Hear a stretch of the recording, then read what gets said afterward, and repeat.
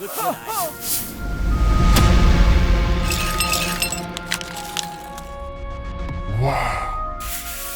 There are moments in history when luck, timing, and destiny unite to spark truly extraordinary events. In such instances, we've seen remarkable discoveries and inventions stumbled upon purely by happenstance. From the secrets of the Lascaux Cave to the discovery of penicillin, let's dive into 15 of the most astounding historical finds that were unveiled purely by chance. Number 15. Ulubaran Shipwreck. Did you know about the remarkable discovery that happened in the Mediterranean Sea back in 1982? This guy, Mehmet Kakir, a sponge diver by trade, was out swimming along the Ulubaran coast in Turkey when he literally bumped into the remains of an ancient sunken ship. Imagine that. Now, this was no ordinary wreck. It was an epic find that had been resting unnoticed at the bottom of the sea for ages. The ship was huge, around 50 feet long, but so much time had passed that most of the original cedar wood that made up the hull of the ship was long gone. But what caught Kakir's eye were these beautiful ceramic jars and loads of ingots made of materials like glass, copper, and tin. Then, the real work started. Over the next decade, a dedicated team of underwater archaeologists took on the challenging task of investigating the Ulubaran wreck. It was a tremendous effort. They made over 20,000 dives, can you believe it?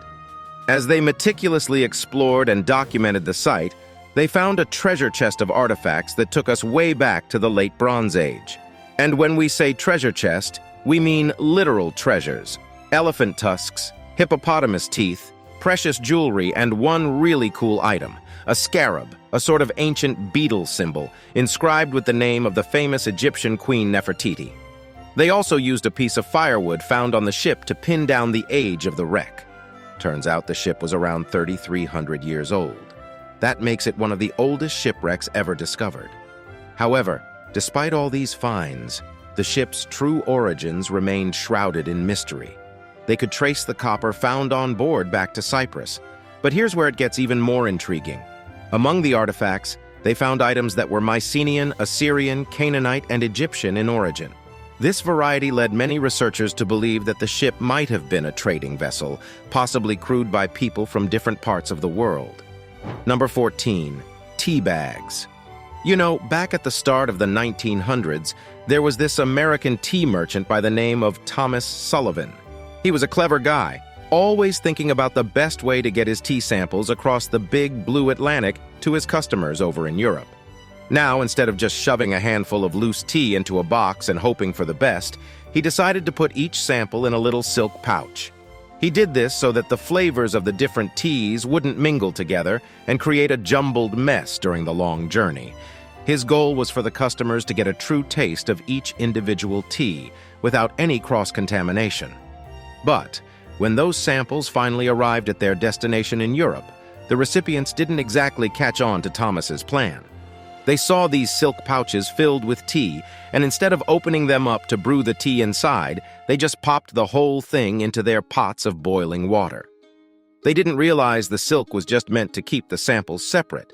But after they got over the initial surprise, they found that these silk pouches actually made brewing tea easier. No more straining loose tea leaves out of the pot, no more messy cleanup. Even though it wasn't what Sullivan had intended, the concept of a tea bag was born right there out of a mistake. Number 13. Rosetta Stone. You know, when Napoleon Bonaparte decided to venture into Egypt towards the end of the 18th century, he didn't just bring his soldiers. He had a unique idea. Along with his army, he brought a special group of people, scientists, and historians. His vision? They were going to collect interesting objects and study Egypt's rich history. This extraordinary team was called the Institute of Egypt, and they were going to play a crucial role in a major discovery. Fast forward to 1799, and something amazing happened.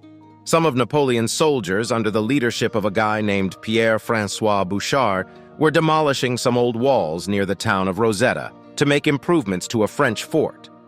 While they were at it, they found something big and unexpected: a massive slab of basalt, an old type of volcanic rock. Once the Institute got their hands on this rock, they quickly worked out that it was from way back in the 2nd century BC, and it had this ancient decree or official order written on it. But here's the catch. It wasn't in just one language, it was in 3: Greek, Demotic, and the mysterious hieroglyphics. 2 brilliant language experts, Jean-François Champollion and Thomas Young, took on the task of making sense of this trilingual inscription. For the next 2 decades, they put their heads together, using the Greek writing as a sort of Rosetta Stone, yes, that's where we get that term, to decipher the hieroglyphics. These ancient Egyptian symbols had puzzled scholars for centuries, their meaning lost to time. After 20 years of painstaking work, they finally cracked the code. And what they discovered unlocked a whole new world of knowledge. The hieroglyphics they decoded gave scholars the key to studying ancient Egyptian language and literature in a depth never before possible.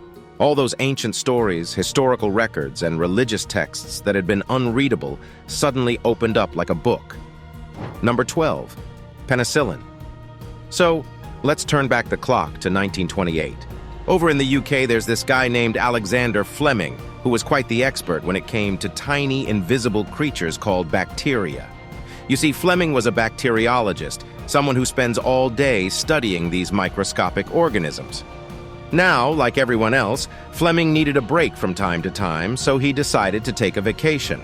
While he was away, something pretty unexpected happened back in his lab. There was a petri dish that had been left out, and this little dish was the perfect home for bacteria. Fleming had carefully filled it with bacteria for his experiments, but while he was out, it got an uninvited guest. A type of moldy fungus somehow found its way into that petri dish. But instead of being upset or annoyed about it, Fleming noticed something really intriguing. Wherever this moldy fungus had set up shop, the bacteria weren't growing. It's as if this fungus had staked a claim and the bacteria respected the boundaries. It was clear that something in the fungus was stopping the bacteria from spreading. The fungus, as it turned out, was a type of mold called Penicillium, and this mold was no ordinary house guest. Inside it was a substance that, once Fleming had figured out how to purify it, turned out to be a game changer in the world of medicine. That substance was penicillin, the first ever antibiotic. Number 11. Venus de Milo. The Venus de Milo, one of the world's most adored sculptures, actually spent a significant chunk of its existence buried in the ground on a Greek island called Milos. The statue didn't see the light of day until 1820, when something extraordinary happened. A local farmer named Yorgos Kentrotas was going about his day, just looking for some good marble blocks. He was digging through a pile of ancient rubble, probably remnants of old buildings, when he stumbled upon something unexpected. Instead of plain marble, he found the top half of a statue. And this wasn't just any statue, it was the Venus de Milo, though of course he didn't know that yet. Now here's where fate steps in. There was a French naval officer, Olivier Voutier, who happened to be digging nearby, hoping to find valuable antiquities. Can you imagine his excitement when he heard about Yorgos's discovery? He quickly persuaded Yorgos with some money to help him keep digging. And as they dug, they found the other half of the statue, the part with the beautifully sculpted draped legs. Voutier knew he had something special on his hands, so he convinced the French ambassador to the Ottoman Empire to buy the statue. By the next year, 1821, this exquisite sculpture was presented to King Louis XXVIII of France, who then generously donated it to the Louvre Museum. And that's how Venus de Milo ended up in one of the most famous museums in the world. Art experts have spent a lot of time studying the Venus de Milo since its rediscovery. They think it might be a representation of Aphrodite, the Greek goddess of love and beauty. But here's the thing, her arms are missing. We don't know what happened to them or what she might have been holding. Number 10, Pacemaker. Back in the 1960s, this American electrical engineer named Wilson Greatbatch was hard at work on a specific project. His mission was to create something called an oscillator. But this wasn't just any oscillator, it was a device designed to help monitor a specific kind of heart rhythm disorder called tachycardia. Now, if you're not familiar with tachycardia, it's basically when the heart beats faster than normal. You can imagine that this can cause all kinds of health problems if left unchecked. So Wilson's device was going to be a pretty big deal for the medical community. But as he was working on this oscillator, he made a little mistake. You see, when you're building electrical circuits, which are essentially the brains of any electronic device, you use things called resistors. Wilson was supposed to use a resistor of 10 kiloohms, but instead, he mistakenly used one that was only 1 kiloohm. That's quite a bit of difference. You'd think this would be a disaster, right? A big mistake that could completely mess up his device. Instead of ruining his project, this mistake led to a fascinating discovery. When Wilson powered up the circuit with the wrong resistor, it didn't behave like it was supposed to. Instead of measuring tachycardia, the electrical circuit started producing a strange rhythm. Now, any other person might have been frustrated or upset. They might have thought they'd wasted their time and made a huge blunder, but not Wilson. He listened to this odd rhythm, and it struck a chord with him. It sounded familiar. It sounded to him like the beating of a human heart. You see, instead of producing continuous electrical signals like an oscillator should, this circuit was producing electrical pulses similar to the way a heart beats. And that was the light bulb moment for Wilson. He realized that his mistake could be used for something entirely different. This was the genesis of the pacemaker, a device that's implanted in the body to help regulate the heartbeat. Number 9. Terracotta Army. In 1974 in China, a bunch of farmers made a chance discovery that turned out to be an absolute treasure trove. They were simply digging a well near the city of Xi'an. But then, their ordinary day turned into an unforgettable one. One of their shovels hit something hard in the ground. It wasn't rock, it wasn't a tree root. It was something much more astonishing. At first, these farmers thought they'd found a bronze bust or maybe an old Buddha statue. But what they'd actually discovered was so much more significant. When archaeologists came to the site and started to dig further, they realized this was a life-size statue of a soldier, not just any soldier, but a terracotta warrior. But there wasn't just one. As they kept excavating, they found more and more. Eventually, they discovered an army of about 8,000 of these life-size terracotta figures. But that's not all. They also found horses and chariots, all made of terracotta. It was a complete underground army, silent and still for centuries. This whole incredible assembly was created to guard Emperor Qin Shi Huang in the afterlife. Now, this emperor wasn't just any ruler. He was the first emperor of the Qin dynasty and ruled way back in the 3rd century BC. What's mind-blowing about these terracotta soldiers is the detail. Each one is unique. No two faces are alike. They were meticulously crafted to represent an actual army. Number 8. Dead Sea Scrolls? Can you believe that some of the earliest known pieces of the Bible, known as the Dead Sea Scrolls, were found by accident, and not by archaeologists or scholars, but by a group of Arab teenagers? It's a fantastic story from 1974 that centers around some young Bedouin shepherds near the ancient city of Jericho. They were out, doing their usual work, looking after goats and sheep, when one of the animals strayed. While searching for the lost goat, one of the boys decided to toss a stone into a nearby cave. He probably expected to hear nothing more than an echo, but instead he heard something shattering like a clay pot breaking. Intrigued, he decided to venture into the cave to see what he'd hit. Inside, he discovered several jars, and within them, a collection of ancient papyrus scrolls. The sight must have been breathtaking. Old, delicate paper etched with mysterious writing, preserved inside the protective jars. Little did the boys know they had stumbled upon a piece of history. Now these shepherds didn't know the real value of what they'd found. They ended up selling the entire collection of scrolls to an antiquities dealer in Bethlehem for less than $50. Can you believe it? These were fragments of the earliest known biblical texts, and they got sold for less than the price of a nice dinner. Scholars got wind of this incredible find and quickly confirmed that these texts were of monumental importance. The discovery sent waves through the world of archaeology, sparking a rush of relic hunting in the area. The result was the recovery of several thousand more pieces of papyrus from caves nearby. Number 7. PlayDoh. Let's take a trip down memory lane to the 1950s. You see, back in those days, a lot of people were using charcoal and wood to heat their homes. Now, the thing with burning charcoal and wood is that it tends to leave soot behind, especially on the walls. And if you've ever tried to clean soot, you'll know it's a messy job. Enter an American company called Kutal. These guys were pretty good at making a product that could clean soot right off the wallpaper. They had a non-toxic stain remover that you could just rub onto the walls and it'd get rid of the soot. Business was booming for Coutal, as you might imagine, but as we moved into the mid-20th century, the way people heated their homes began to change. Instead of using charcoal and wood, people started to use cleaner sources of energy. As a result, the demand for Coutal's soot-removing products started to dwindle. For Coutal, this was a problem. Their main product, their bread and butter, was becoming obsolete. So they started to rack their brains, thinking about what else they could do with their non-toxic stain remover. After all, they couldn't just let their business go up in smoke. They needed to find a new use for their product, and they needed to do it fast. Now, there was this woman who was close to the folks running Coutal, who had a stroke of genius. She thought, why not let kids have fun with this stuff? You see, the stain remover Coutal made had a pretty interesting consistency. It was soft and malleable, a bit like clay, and kids love playing with things they can shape and mold with their hands. So the idea was to take this soot-removing product and turn it into a toy for children. And that's exactly what Coutal did. They rebranded their product and started marketing it as a safe, non-toxic plaything for kids.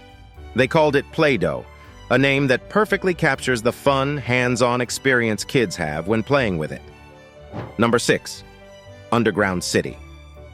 There's an absolutely fascinating place in Turkey, in a region called Cappadocia, that's full of surprises.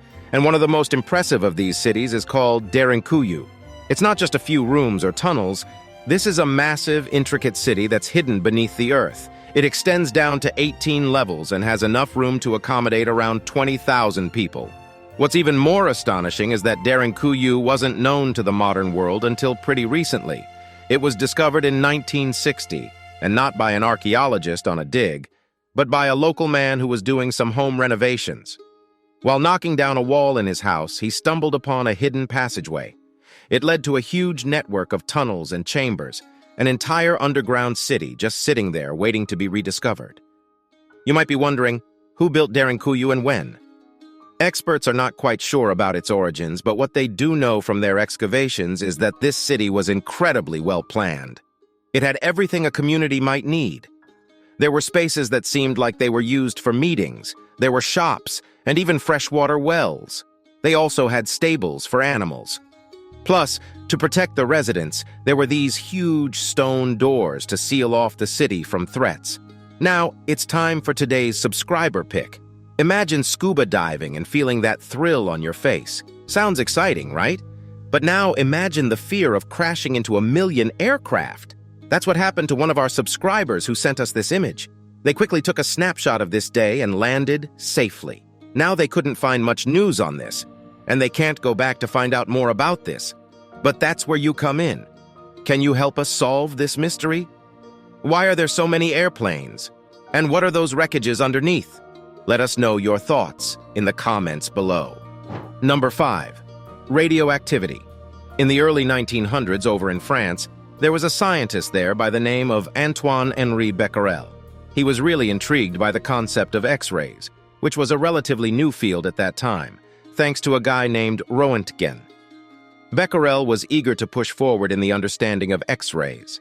In order to do that, Becquerel came up with an experiment. He took some photographic plates. These are the kind of things that you use to develop photographs. And he wrapped them up in black paper. So far, so good, right? But then he added a little twist. He surrounded these plates with some fluorescent salts.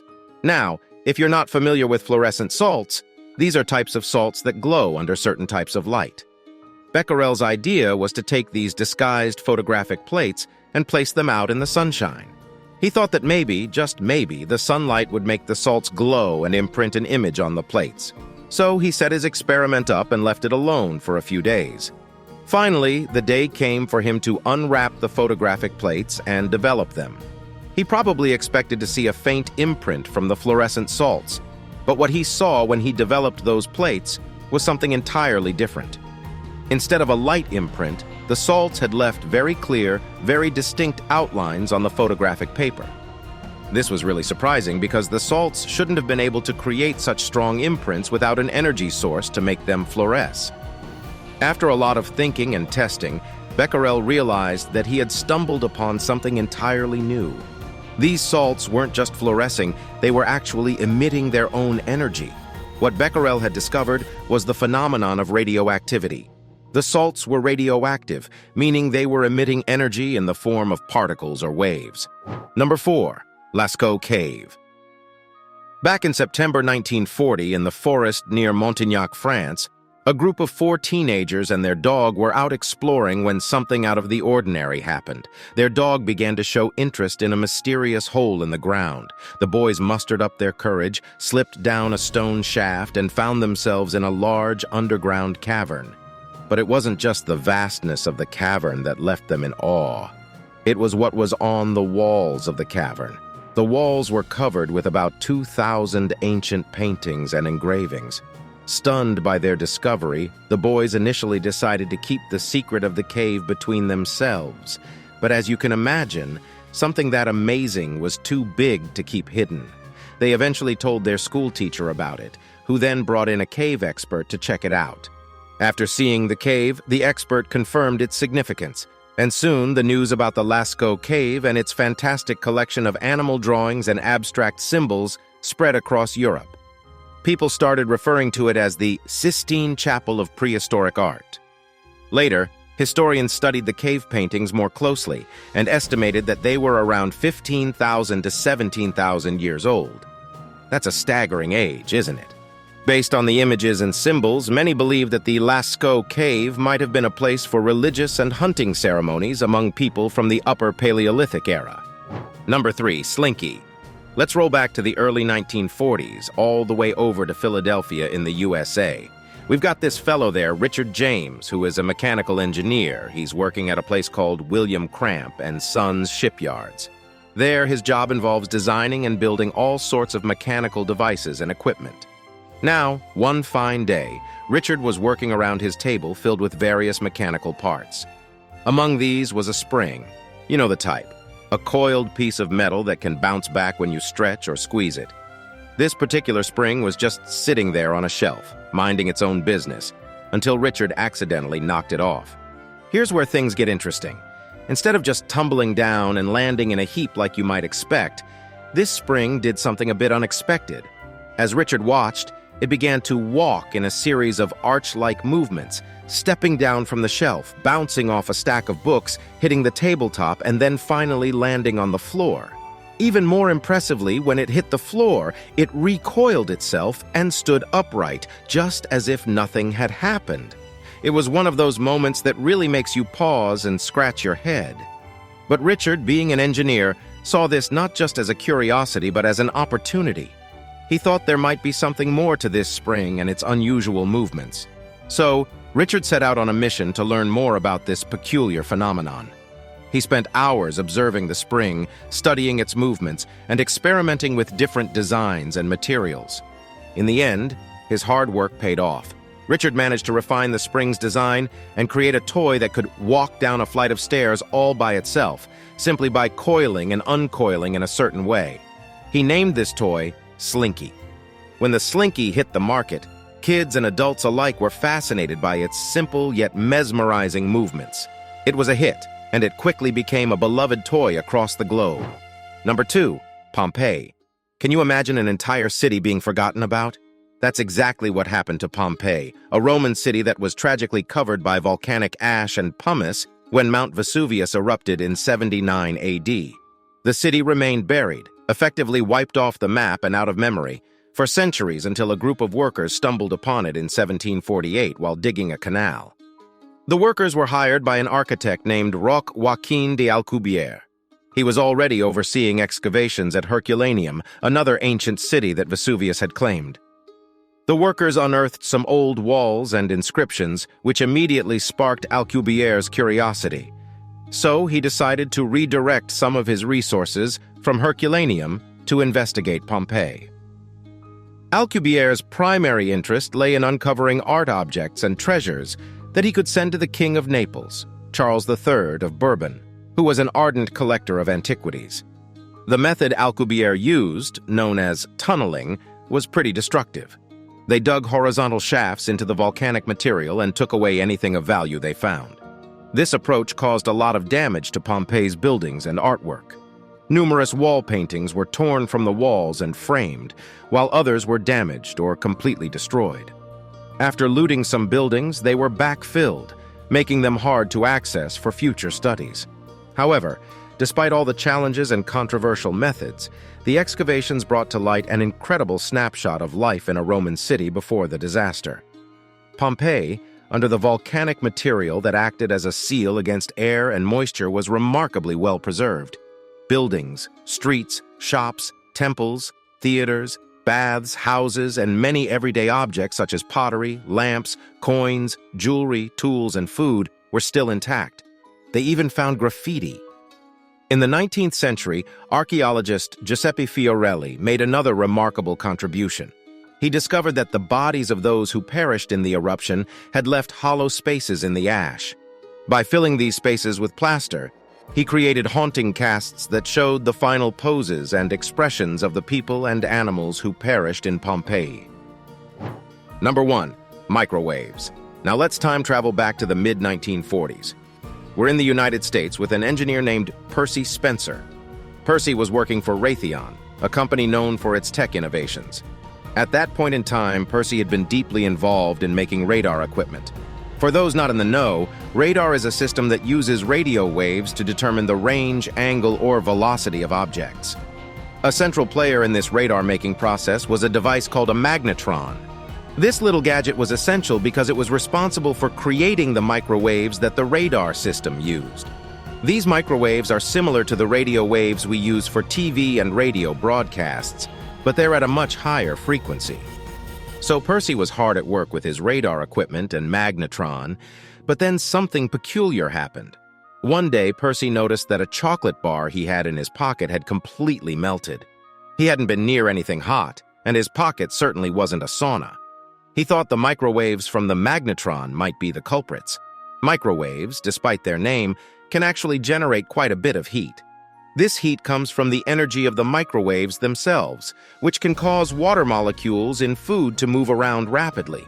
This rapid movement generates heat, which can then warm up the food. Of course, Percy couldn't just accept his melted chocolate bar as proof. He needed to test his theory. And so he took a handful of corn kernels and placed them near the magnetron. And one by one, each kernel burst into a fluffy white puff of popcorn. This was all the proof Percy needed. And by 1946, just a few years after Percy's chocolate bar incident, the first microwave oven was launched on the market. This handy appliance revolutionized the way we cook, making it possible to warm up a meal in minutes. Which one of these shocked you the most? Let us know in the comments. Thanks for watching, and we'll see you in the next one.